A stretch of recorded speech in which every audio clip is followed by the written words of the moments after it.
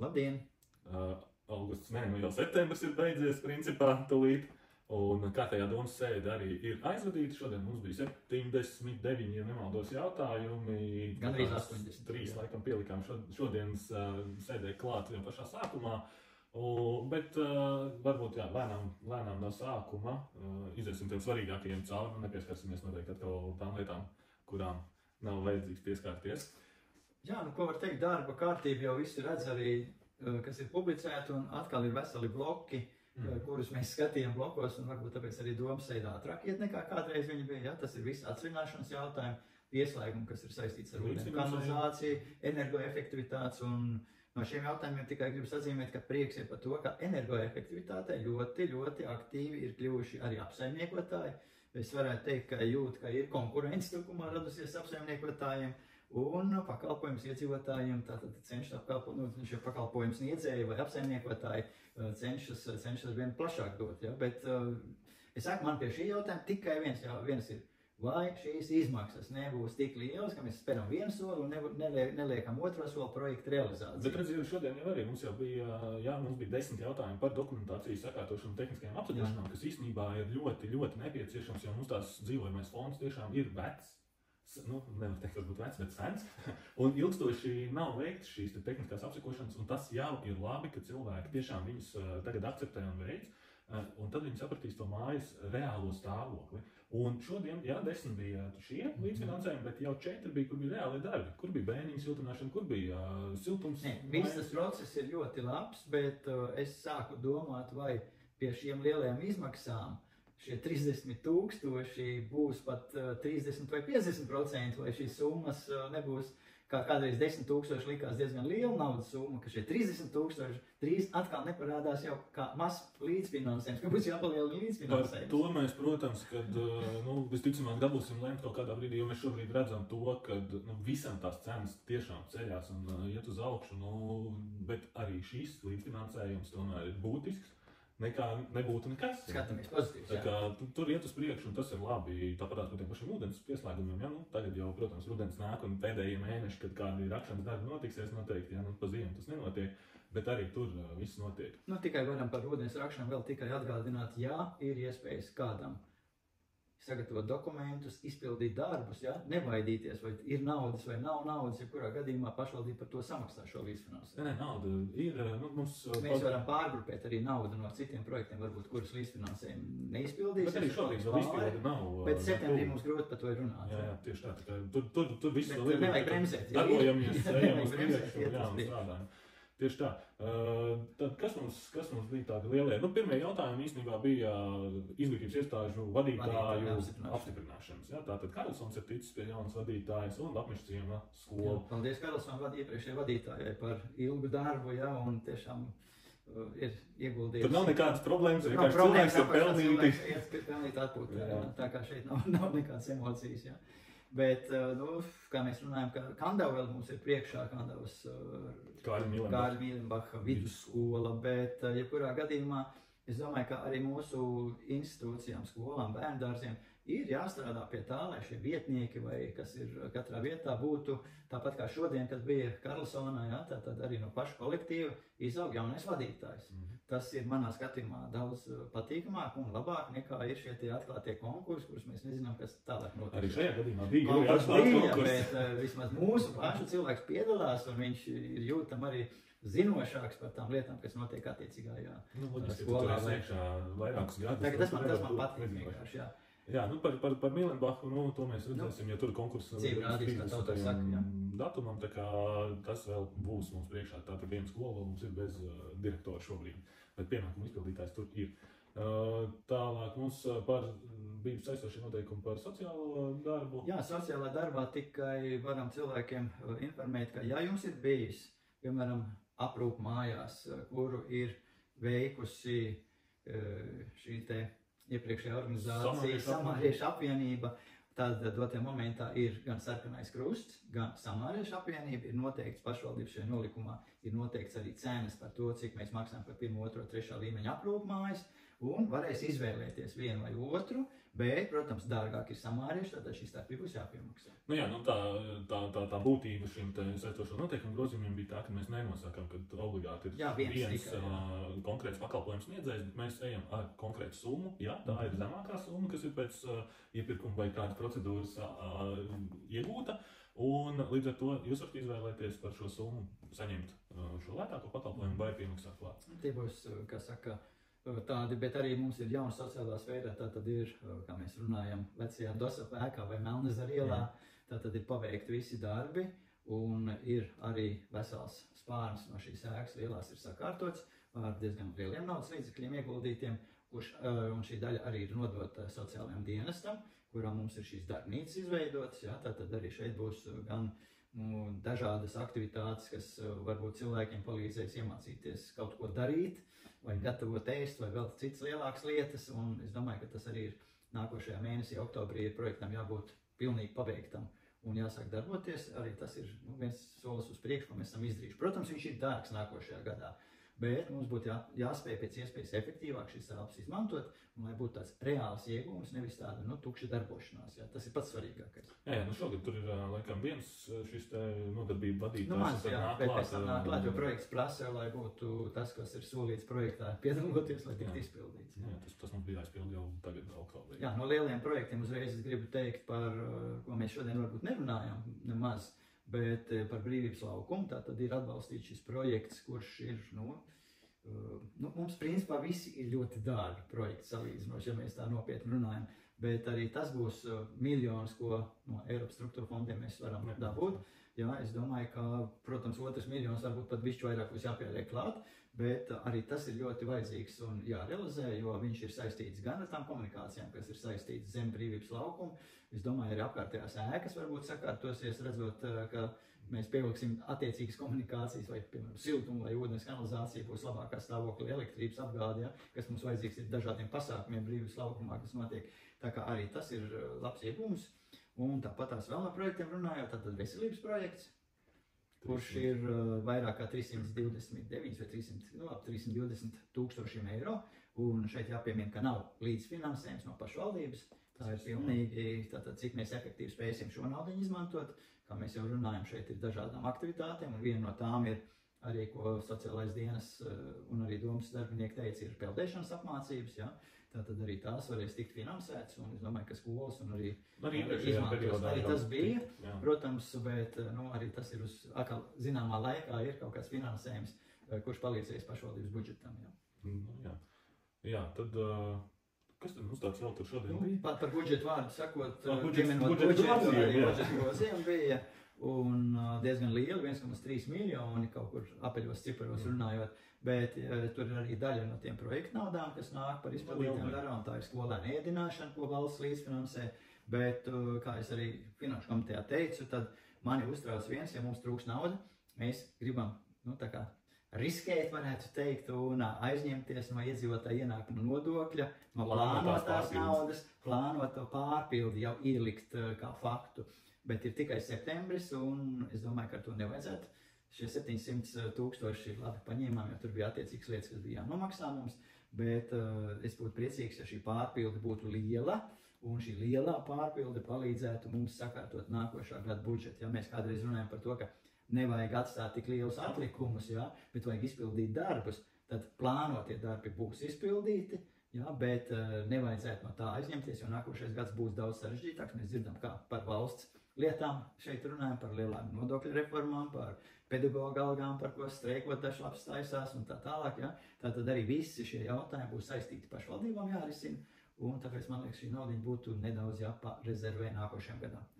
Par tiem pašiem projektiem varbūt tās nedaudz pieskaroties, arī tas nebija domas sēdes jautājums, bet varbūt pēc sēdes par to, ka arī pajautājām tagad, lai mums tomēr iedod izpildītos un varbūt neizpildītos projektus, lai varam saprast, kas tur ir, bet to mēs prasam īstenībā gandrīz katru reizi. Jā, tā mums ir tāda nelēmišķa. Tā mums ir vajadzīga informācija, lai mēs varam tad tās naudas arī ja kaut kur pietrūkst, bet mēs zinām, ka kādā no katliņiem ir vēl, tad, lai mēs varam piešķicēt tur, kur varbūt pietrūkst kādā brīdī.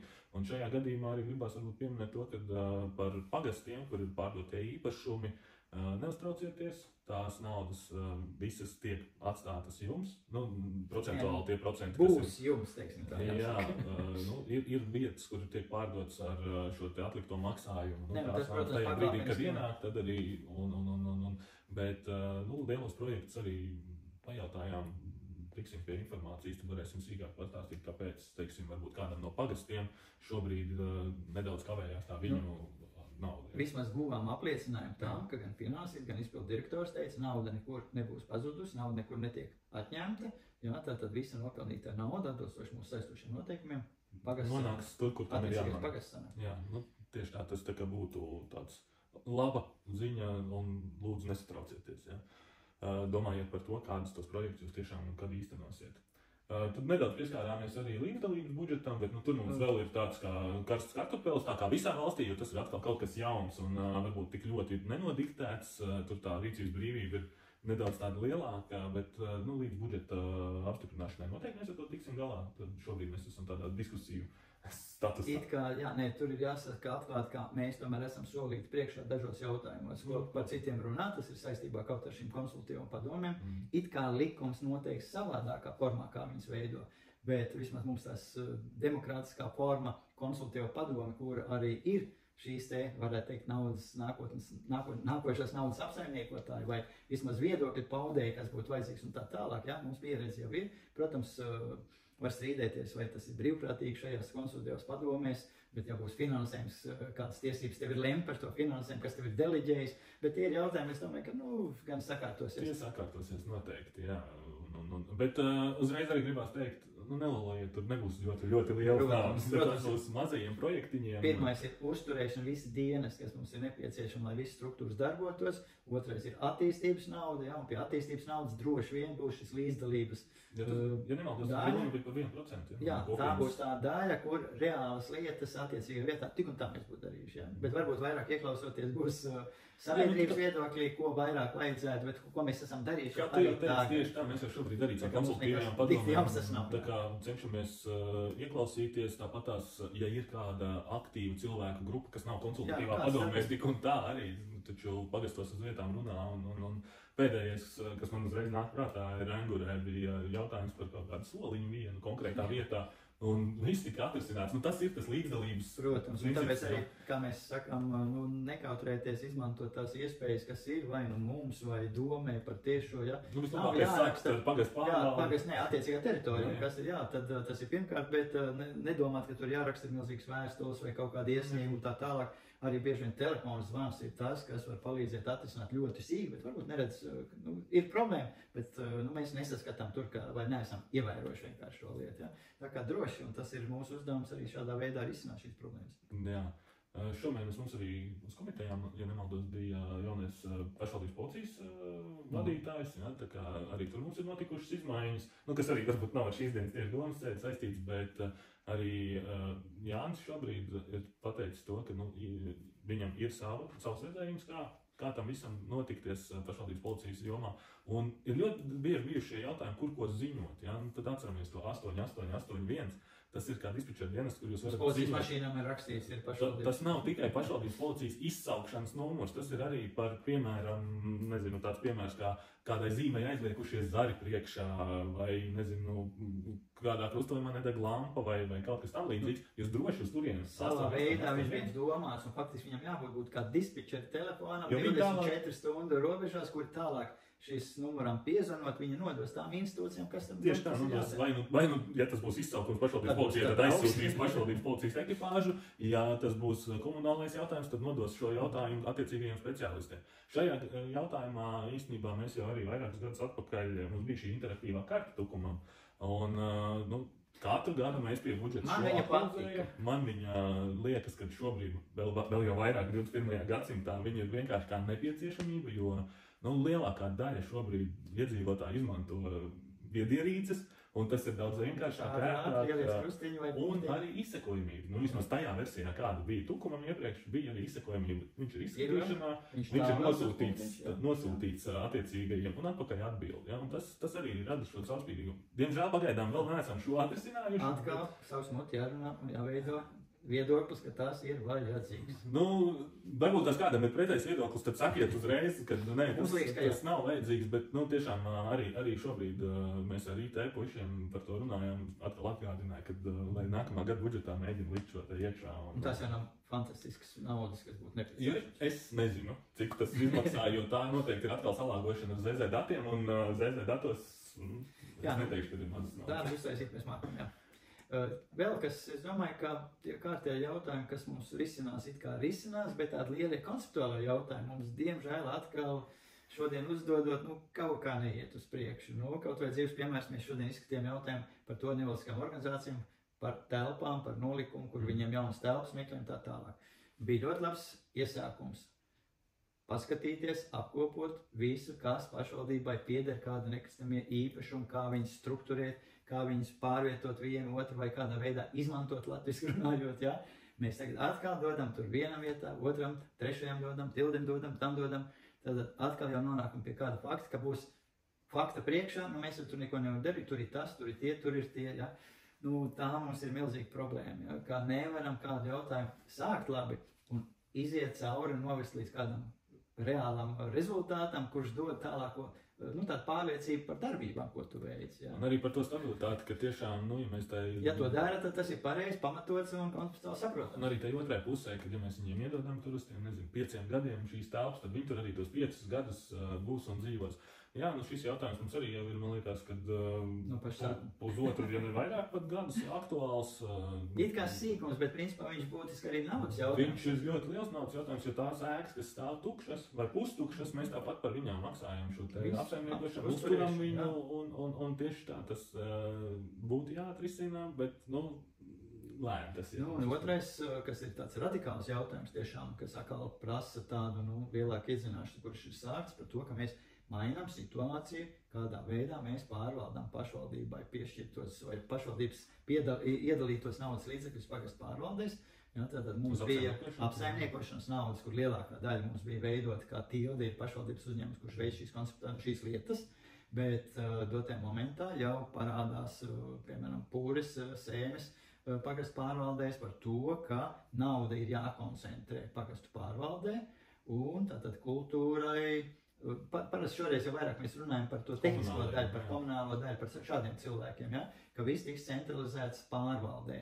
Mēs pēc 10 pagastu pievienošanas Tukuma pilsētā kādreiz par to ļoti strīdējāmies, vai ir vajadzīgs, vai var vienkārši pakalpojumu pirkt, ja?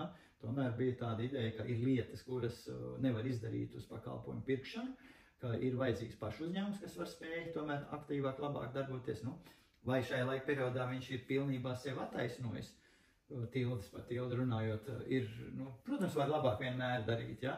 Bet tā būtiskā izmaiņa, es domāju, ka arī tildei radīs tādu situāciju, ka vai vispār ir pamats tādai uzņēmumu formai pastāvēt, ja? Jo ūdeni kanalizācija, tātad mēs nododam profesionāli Tukuma ūdenim, siltumu jau nodevuši faktiski lielākajā daļā, kur katra mājas ir Tukuma siltumam, tad paliek māja apsaimniekošana, kas būtu tāda, kas būtu jāveic, tās mājas, kuras nav pašas izvēlējušas pārvaldnieku apsaimniekošanu, ja?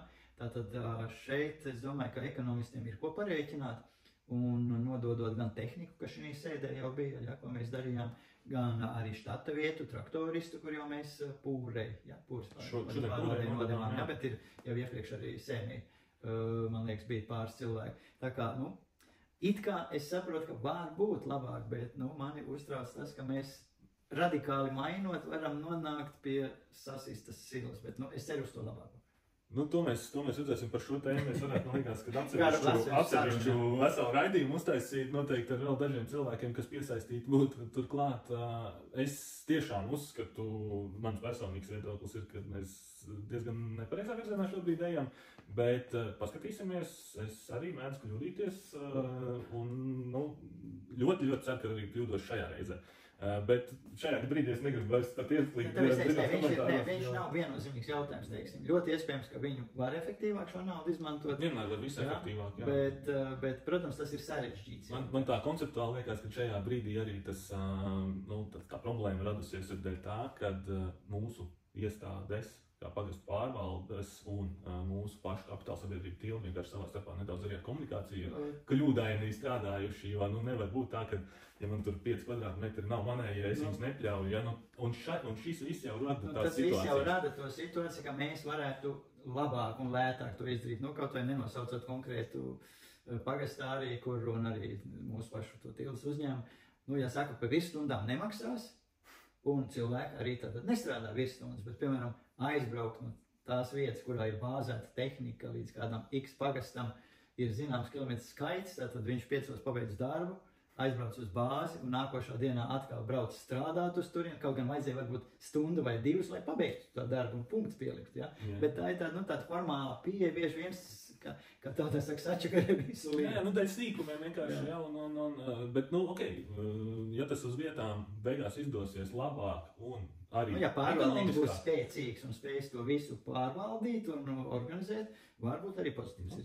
Skatāmies. To mēs redzēsim, jā, jo šobrīd ir 3 pagastu pārvaldes, kas ir kā testa versija, pilota projekts, kā tagad viss sāks. Tad, skatīsimies, kā tas būs.